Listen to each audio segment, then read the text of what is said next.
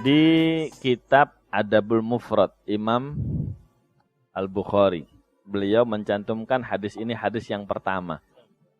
Rasulullah SAW ditanya ayul a'mali afdal, di situ beliau sebut 3. Yang pertama al-jihadu fi as-salatu ala waqtiha, birrul walidain, kemudian al-jihadu fi sabilillah.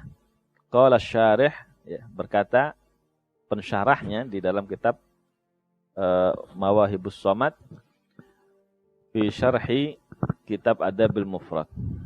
Di situ dikatakan kenapa Allah menyebutkan Rasulullah menyebutkan 3 amal ini. Wah, Imam Bukhari menaruhnya di hadis yang pertama karena amal ini paling pokok, penentu amal-amal yang lainnya. Kenapa as-sholatu ala waqtiha? Makna as-sholatu ala waqtiha, sholat pada waktunya. Artinya selama masih waktu zuhur, kita sholat di waktu tersebut dari jam 12 sampai jam 3 misalnya, itu kita dicintai sama Allah. Udah dikasih waktu renggang kok masih kelewat juga, ada uzur, jamak dan qashar. Ya dah, waktu asar bisa digabung. Loh kok masih keluar waktu juga, nemenin ini. Kata ulama gitu. Kalau sholat yang udah paling murah, ya, nggak pakai biaya, waktunya luang, kok nggak bisa dijaga sesuai dengan waktunya, berarti ibadah yang lain yang pakai modal, yang lebih susah, yang lebih sulit, lebih bakal tersia-siakan lagi. Yang kedua, birrul walidain. Kalau tadi hubungan sama Allah. Hubungan sama Allah, ibadah sama Allah yang paling gampang, paling murah, ya. Nggak pakai ngeden, nggak pakai keringetan sholat itu, nggak pakai modal, waktunya lenggang, boleh sholat jam sekian, asal masih dalam waktunya. Ada udzur bisa dijamak dan qashar. Ya dah? Kok masih keluar waktunya juga, nggak dijaga, ngegampangin, pasti ibadah yang lain lebih dia sepelekan. Yang kedua, birrul walidain, hubungan sosial dengan manusia. Kalau dengan orang tuanya sendiri yang melahirkan dia, merawat dia sejak kecil, nggak bisa berbakti, maka hubungan dengan selain orang tua lebih parah lagi, lebih rusak lagi. Dengan tetangga pasti rusak, dengan saudara pasti rusak, dengan teman, dengan yang lain pasti lebih rusak lagi. Karena dia nggak bisa berbakti sama orang tua. Makanya dibilang paling afdal.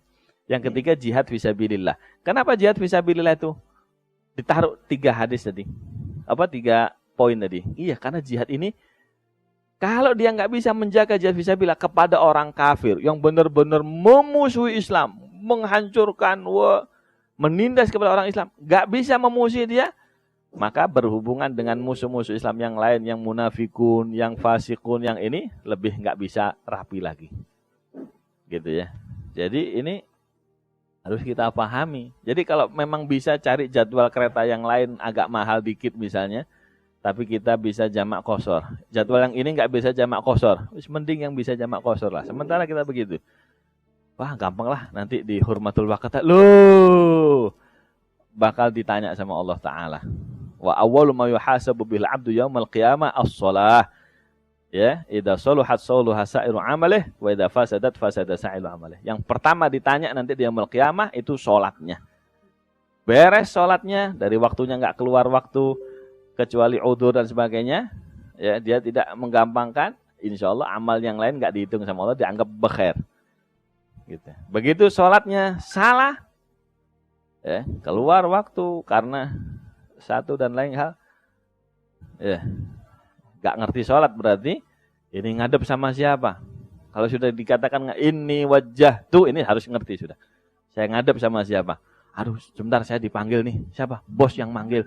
Loh, ini bosnya bos ini, ya, sang pencipta ini. Kok masih diremehkan, waduh. Kayaknya perlu diruqyah. Perlu diruqyah berarti. Ya, perlu diapa ini kira-kira? Enggak paham ngadep sama Allah ini. Enggak paham dipanggil sama Allah. Pasti yang lainnya lebih tersia-siakan. Nasallallahu alaihi afiyah. Allah yufaqihna yufahimna insyaallah. Moga-moga kita lebih diberi pemahaman bagaimana makna menghadap kepada Allah Subhanahu wa taala. Ya, sehingga kita benar-benar bisa ngadep mantep sama Allah.